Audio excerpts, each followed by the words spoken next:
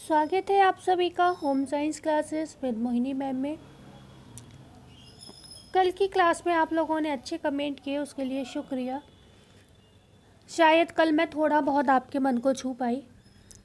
कोशिश हमेशा अच्छी ही करती हूँ, पर ऊपर वाले को शायद कुछ तो प्रॉब्लम होगी, जो आए दिन कुछ ना कुछ ऐसी समस्या लग जाती है कि मैं अच्छे से पढ़ नहीं पाती हूँ और फिर आप लोगों को पढ़ा नहीं पाती हूँ।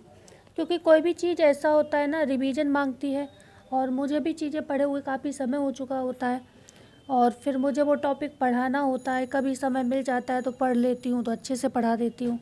नहीं तो ये होता है कि हाँ, पढ़ा चीज़ें पता हैं, पर ये है कि बीच बीच में चीज़ें नहीं याद रहती हैं, मन सही नहीं है, तबीयत सही नहीं है, कुछ भी बहुत सारी चीज़ें ऐसी हो जाती हैं।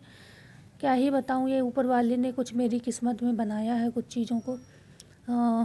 तो उन सब चीज़ों की कोई बात नहीं, स्टार्ट करते हैं क्लास। ठीक है, तो मैं तो कोशिश हमेशा ही अच्छी करती हूँ, पर कभी आप लोगों को समझ आ जाती है, कभी नहीं आ पाती। तो स्टार्ट करते हैं। आज जो प्रश्न क्लास होगी वो प्रसव प्रक्रिया और प्रसव के प्रकार, ठीक है, दोनों आज हम इसमें जानेंगे। आप जानते हो जो प्रसव होता है तो ये कुछ अवस्थाओं से गुजरता है, उसके साथ साथ प्रसव की अवस्थाएं मतलब पूछी भी जाती हैं, आपने देखा होगा। ठीक है, पेपर में क्वेश्चन इससे संबंधित आते हैं। उसके बाद हम बात करेंगे किस चीज़ की, वही जो प्रकार पूछे जाते हैं ना आपसे प्रसव के, उसकी बात करेंगे। ये टाइप्स हो गए, तो आपको एक बार दिखा दिया।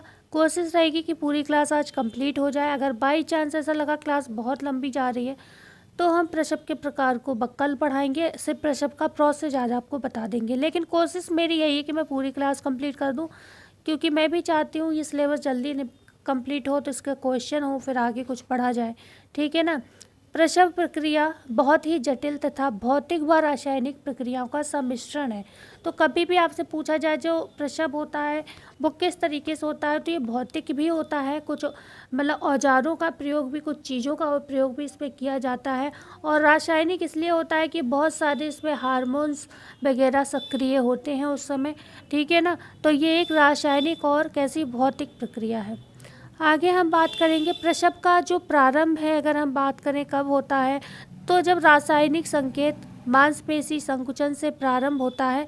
मतलब रासायनिक संकेत वही आप समझ सकते हो, फ्लूइड का बाहर आने लगना, जिस महिला के बच्चा होने को है तो उसके कहते हैं ना गांव की भाषा में पानी वगैरह जो है निकलने लगता है, वो वाली चीज़ें।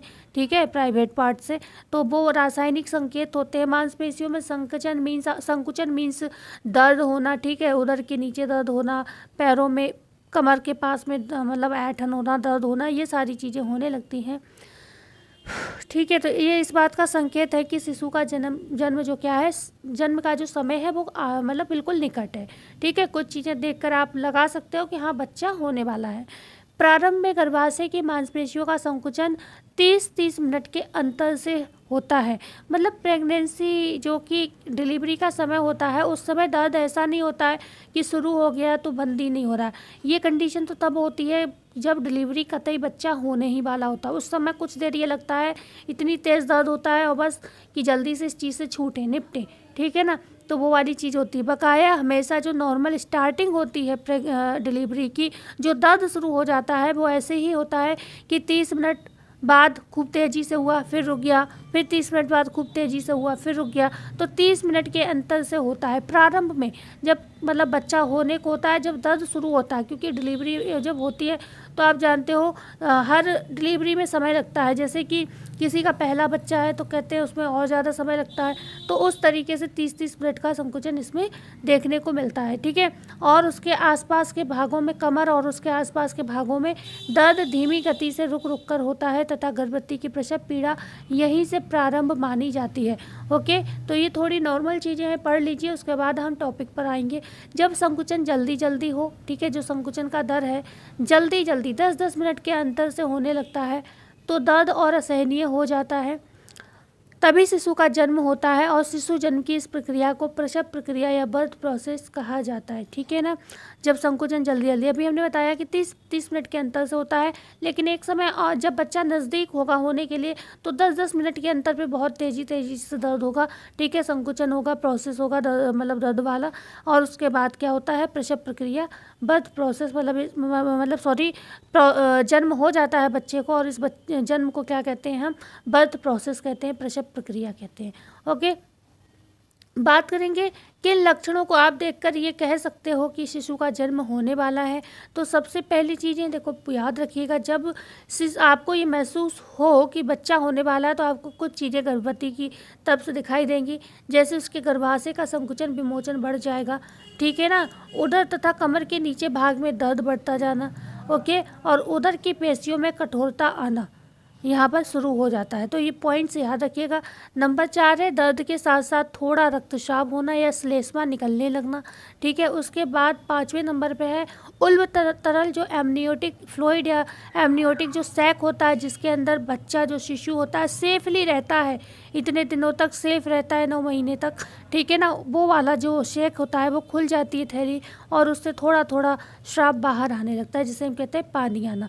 या फिर कभी कभी कुछ लोगों में पानी आता है, कुछ लोगों में थोड़ा, जैसे पीरियड के टाइम में चीज़ें होती है ना, उस तरीके का मतलब कह सकते हैं पदार्थ आता है। वो चलो ये इतना नहीं पूछेगा इस तरीके से चीज़ें, पर हाँ ये पता होना चाहिए कि अगर प्रोसेस पूछ ले जाए तो क्या क्या चीज़ें होती हैं। प्रोजेस्टेरोन हार्मोन क्या होता है, क्योंकि एस्ट्रोजन के विषय में हम आपको बता चुके सेल डिवीजन के समय, जब हमने आपको बताया था जो एस्ट्रोजन हार्मोन होता है वो क्या करता है, मासिक धर्म पर नियंत्रण करता है, और साथ ही साथ मासिक धर्म के साथ साथ जो अंडे का निर्माण होता है अंडकोश में, उस पर नियंत्रण करता है। तो मासिक धर्म और अंडे के निर्माण पर नियंत्रण कौन करता है, एस्ट्रोजन हार्मोन करता है। यहाँ पर आपसे प्रश्न पूछा जाएगा प्रोजेस्टेरोन हार्मोन से संबंधित, और ये पूछा गया भी प्रश्न है। संपूर्ण गर्भावस्था में प्रोजेस्टेरोन हार्मोन सक्रिय रहता है। तो ध्यान रखिएगा प्रोजेस्टेरोन का क्या काम है महिलाओं के शरीर में। तो संपूर्ण गर्भावस्था में यह हार्मोन क्या होता है, सक्रिय रहता है, किंतु प्रसव के कुछ समय पूर्व ये क्या होता है, कम हो जाता है, ठीक है। प्रसव के कुछ समय पूर्व तक में ये क्या होता है, कम हो जाता है। जब बच्चा होने को होता है उस समय इसका संकुचन हार्मोन का कम हो जाता है, लेकिन पूरी गर्भावस्था में जब बच्चा पेट में आता है उस समय तक ये सक्रिय रहता है, ठीक है ना, जिससे गर्भाशय की पेशियाँ क्रियाशील हो जाती है और प्रसव पीड़ा प्रारंभ हो जाता है। जब बच्चा आने को होता है, मतलब डिलीवरी होने को होती है, ठीक है, उससे काफ़ी पहले से ये बहुत लंबे समय तक सक्रिय रहता है शरीर में। लेकिन जब हमने बताया क्या होता है, जब प्रसव पीड़ा यहाँ पर मतलब प्रसव बिल्कुल बच्चा होने को होता है, तब क्या होता है, ये इनएक्टिव हो जाता है, ठीक है ना। तब उस समय इसकी क्रियाशीलता कैसी हो जाती है, कम हो जाता है, ठीक है ना।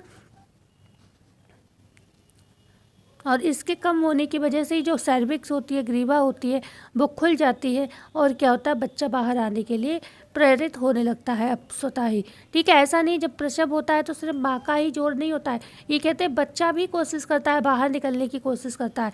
और इन केस कहते हैं जब बच्चा ज़्यादातर, जब लोगों का बच्चा मर जाता है तो ज़्यादातर ऑपरेशन की नौबत आ जाती है। क्यों, क्योंकि बच्चा बिल्कुल पुश करता नहीं है, थोड़ा भी जोर लगाता नहीं है, और उस समय माँ अपने प्रेशर से नहीं कर सकती उस चीज़ को, इस वजह से ऑपरेशन की नौबत भी आ जाती है, या फिर औजारों का प्रयोग तो करना ही पड़ता है, ठीक है ना।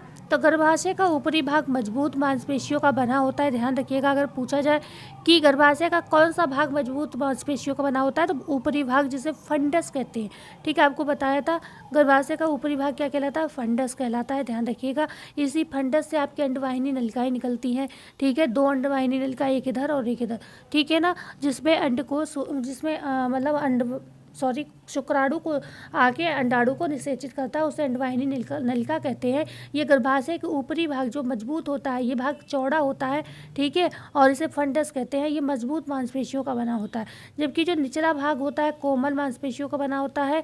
जब गर्भाशय की पेशियों में संकुचन होता है तो निचला भाग ऊपर की ओर उठ जाता है, ठीक है ना, क्योंकि नीचे का भाग कोमल होता है, इसलिए वो खुलने लगता है जब प्रेशर पड़ता है, ठीक है।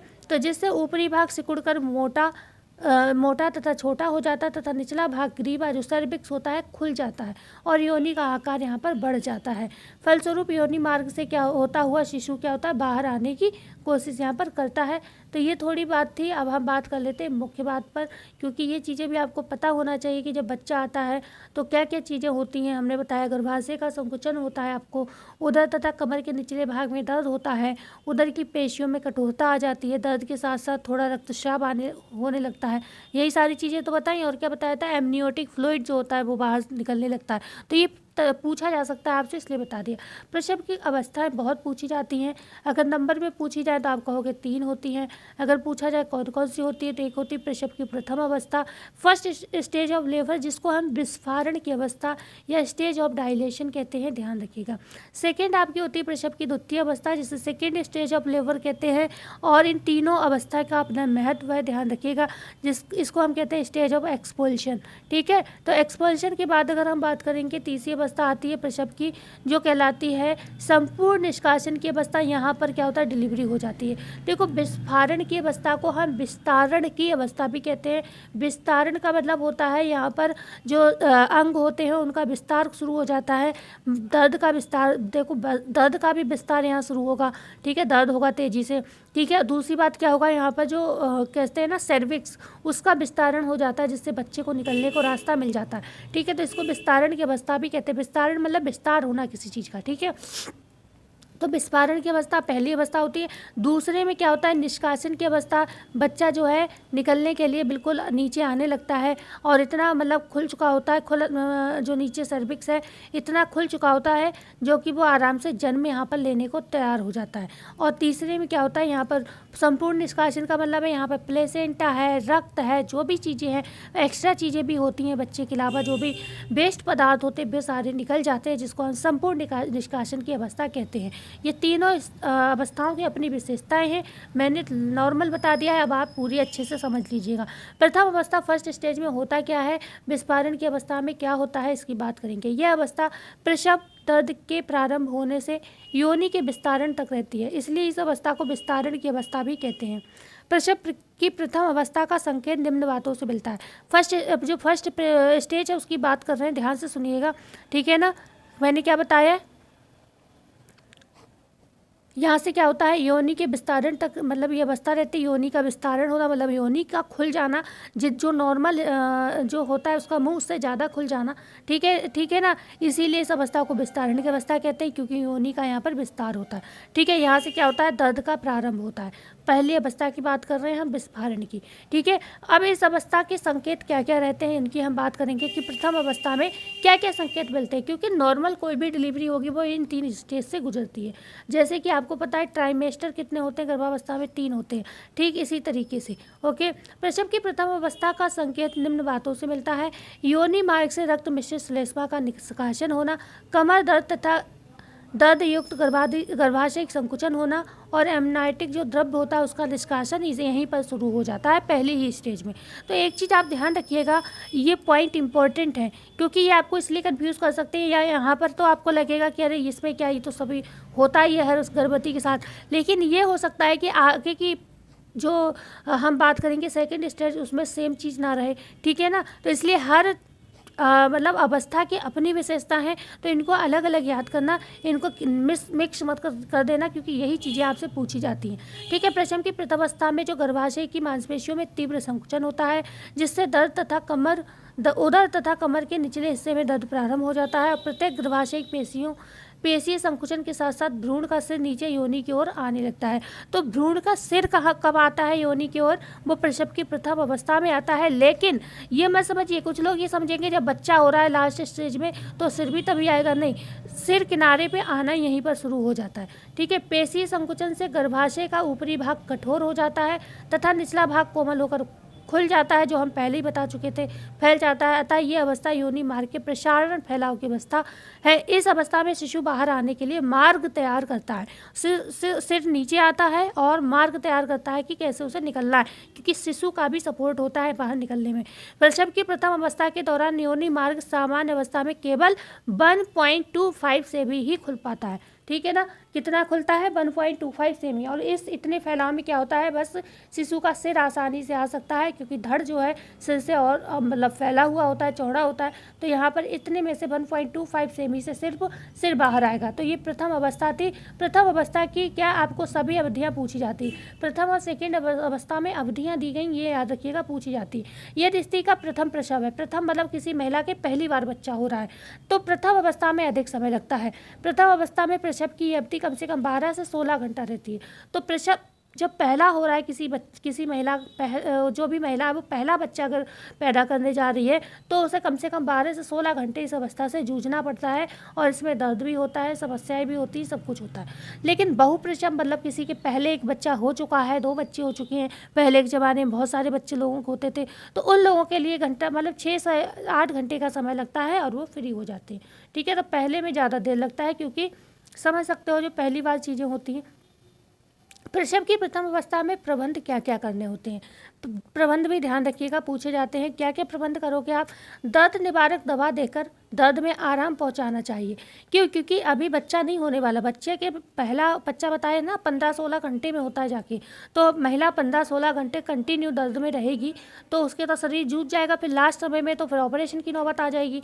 तो इस वजह से उसे थोड़ा आराम देना चाहिए, उस समय जल्दी नहीं करनी चाहिए।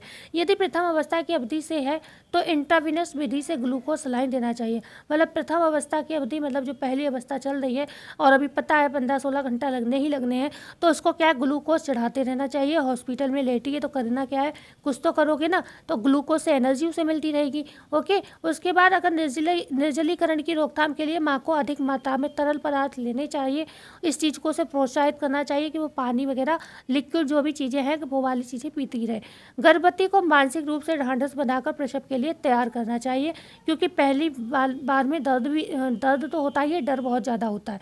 गर्भस्थ शिशु की हृदय की जो धड़कन है नोट करते रहना चाहिए, जिससे गर्भस्थ शिशु को कोई हानि ना हो। भले 15-16 घंटे में होगा तो सारी तैयारी रखो, लेकिन जो शिशु पेट में है उसकी धड़कन को चेक करते रहो, क्योंकि कोई समस्या है तो ऑपरेशन भी किया जा सकता है। आगे बात करेंगे सेकेंड स्टेज की, प्रसव की द्वितीय अवस्था। पहली अवस्था को अलग रखना, दूसरी अवस्था को अलग रखना, दोनों की अपनी विशेषताएं हैं, बस ये ज़्यादा लंबी नहीं चलेगी। इसी को हम जानते हैं किसकी अवस्था, निष्कासन की अवस्था या स्टेज ऑफ एक्सफोल्यूशन कहते हैं। ठीक है ना। द्वितीय अवस्था योनि के पूर्ण विस्तारण से आरंभ होकर शिशु जन्म होने तक रहती है, अतः ये शिशु जन्म की अवस्था है। क्या कहा इसने, मतलब लाइन क्या बोली, द्वितीय अवस्था योनि के पूर्ण विस्तारण से, पूर्ण विस्तारण, वहाँ पर कितना विस्तारण हो रहा था, 1.25 सेमी का हो रहा था। कहाँ पर, पहली वाली में। क्यों हो रहा था, वहाँ सिर्फ बच्चे का सिर निकल सकता था, इतनी जगह बनी, पर यहाँ पर पूर्ण विस्तार हो गया, मतलब पूरा बच्चा निकल सकता है। ठीक है ना। ओके, तो ये दूसरी स्टेज होती है। इस अवस्था में गर्भस्थ शिशु माँ के शरीर से बाहर आता है, इसलिए इसको निष्कासन की अवस्था कहते हैं। सिर्फ बच्चा बाहर आ रहा है, इसको हम इसलिए निष्कासन की अवस्था कह रहे हैं, इसको हम संपूर्ण निष्कासन की अवस्था नहीं कह सकते। प्रथम अवस्था में गर्भाशय संकुचन से भ्रूण नीचे आ जाता है और योनि मार्ग फैल जाता है। जैसे जैसे गर्भाशय की पेशियाँ पर दबाव बढ़ता जाता है, शिशु योनि मार्ग से बाहर आने का प्रयास करता है। क्या लिखा था लाइन में, अभी ध्यान से सुनिएगा। प्रथम अवस्था में क्या होता है, गर्भाशय का संकुचन, जो पहली अवस्था हमने पढ़ी थी उसमें गर्भाशय का संकुचन होता है और भ्रूण नीचे आने लगता है। ठीक है, और योनि मार्ग फैल जाता है। 3 काम हुए थे उसमें, योनि मार्ग फैला, बच्चा नीचे आया, और गर्भाशय का संकुचन बढ़ा, तभी बच्चा नीचे आया और तभी योनि मार्ग फैला। तो ये 3 चीज़ें कब हुई, प्रथम अवस्था में। जैसे जैसे गर्भाशय की पेशियों पर दबाव बढ़ता जाता है, शिशु योनि मार्ग से बाहर आने का प्रयास करता है। ठीक है, फलस्वरूप कमर के निचले हिस्से के नीचे हिस्से में क्या होता है, तीव्र पीड़ा, और पीड़ा के साथ साथ अगर हम बात करें, सर्वप्रथम शिशु का सिर बाहर आता है, फिर कंधे तथा फिर शरीर का संपूर्ण भाग बाहर के लिए आता है। ठीक है ना। पहले क्या आएगा, सिर आएगा, जो एक साधारण प्रसव होता है उसमें पहले सिर आता है। ठीक है ना। इस अवस्था में गर्भवती की नाड़ी की गति तेज हो जाती है। योनि मार्ग से बाहर आने पर शिशु बलपूर्वक अपनी भुजाओं व टांगों को घुमाता है और क्या करता है, यहाँ पर तेजी से रोता है ये। ठीक है ना। तो इस अवस्था में क्या करता है, क्या समस्या होती है सेकंड वाली में, जब बच्चा पैदा हो रहा होता है, एक तो नाड़ी की गति बढ़ जाती है गर्भवती महिला की। ओके, और बच्चा बाहर आ जाता है, अपनी भुजाओं अपने हाथों को तेजी से घुमाता है, नई जगह पर आता है, समायोजन करता है वहाँ पर आकर, और तेजी से एक ही काम, भाई रोना शुरू। ठीक है, रोएंगे तभी तो कोई आएगा पास में। आगे बात करते हैं द्वितीय अवस्था की अवधि की। कितना समय लगता है दूसरी अवस्था में। इस अवस्था की अवधि अगर प्रथम प्रसव है, पहला प्रसव है किसी माँ का, तो 1 से 2 घंटे का लगता है समय, और बहुप्रसव मतलब पहले एक आध बच्चा हो चुका है तो आधा घंटे से कम का समय लगता है, जैसे कि पार्ट्यूनेट में लगता है वही समय लगता है, ठीक है ना। तो पहला प्रसव है तो 1 से 2 घंटे का समय लगता है विस्तारण की अवस्था में, और अगर विस्फारण की अवस्था है ना, सॉरी निष्कासन की अवस्था पढ़ रहे हैं, विस्फारण तो फर्स्ट अवस्था थी, ठीक है ना। तो यहाँ पर क्या होता है, अगर इस अवस्था की अवधि कितनी होती है, 1 से 2 घंटे अगर पहला बच्चा है, और बहुप्रसव क्या है जब आधे घंटे से कम समय हो, ठीक है ना। आगे हम बात करते हैं द्वितीय अवस्था की अवधि व प्रबंध। अब सेकेंड स्टेज में आप क्या क्या मैनेजमेंट करोगे इस चीज़ की बात कर लेते हैं। इसमें करना क्या है, गर्भवती को मानसिक सहारा देना सबसे ज़रूरी है, क्योंकि बच्चा पैदा हो रहा है तो सबसे ज़्यादा मानसिक सहारे जरूरी होता है, ठीक है ना। दूसरा है प्रत्येक 5 मिनट में गर्भस्थ शिशु के हृदय की धड़कन सुननी चाहिए। यदि गर्भस्थ शिशु की धड़कन जो है, हृदय की धड़कन 160 से अधिक और 100 प्रति मिनट से कम हो तो तुरंत समुचित उपचार जो है यहाँ पर करना चाहिए, क्योंकि 140 तक तो होती ही होती है बच्चे की धड़कन।